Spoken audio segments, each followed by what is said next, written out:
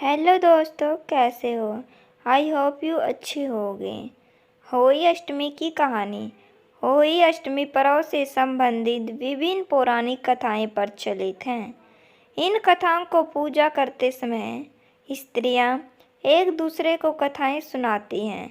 होली अष्टमी से संबंधित प्रचलित कहानी प्राचीन काल की बात है। प्राचीन काल में एक साहूकार था जिसके 7 बेटे और 7 बहुएं थीं। इस साहूकार की एक बेटी भी थी जो दीपावली के अवसर पर ससुराल से मायके आई थी। दीपावली पर घर को लीपने के लिए 7 बहुएं मिट्टी लाने जंगल में गई तो ननद भी उनके साथ जंगल की ओर चल पड़ी। साहूकार की बेटी जहाँ से मिट्टी ले रही थी उसी स्थान पर शाहू यानी कि सहाई अपने साथ बेटे के साथ रहती थी। मिट्टी खोदते हुए गलती से साहूकार की बेटी ने खुरपी से शाहू का एक बच्चा मार दिया। शाहू इस पर क्रोधित होकर बोली, मैं तुम्हारी कोख बांधूंगी। शाहू की यह बात सुनकर साहूकार की बेटी अपनी 7 भाभियों में से एक एक करके विनती करती गई कि वह उनके बदले में अपनी कोख बंधवा ले। सबसे छोटी भाभी ननद के बदले में अपनी कोख बंधवा ली। सबसे छोटी भाभी ननद के बदले अपनी कोख बंधवाने के लिए तैयार हो जाती है।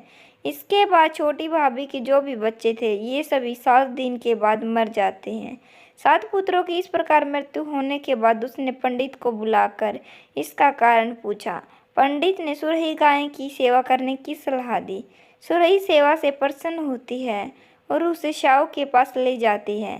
रास्ते में थक जाने पर दोनों आराम करने लगते हैं। अचानक साहूकार की छोटी बहू की नज़र एक ओर जाती है। वह देखती है कि एक सांप गरुड़ पंखनी के बच्चे को डसने जा रहा है और वह सांप को मार देती है।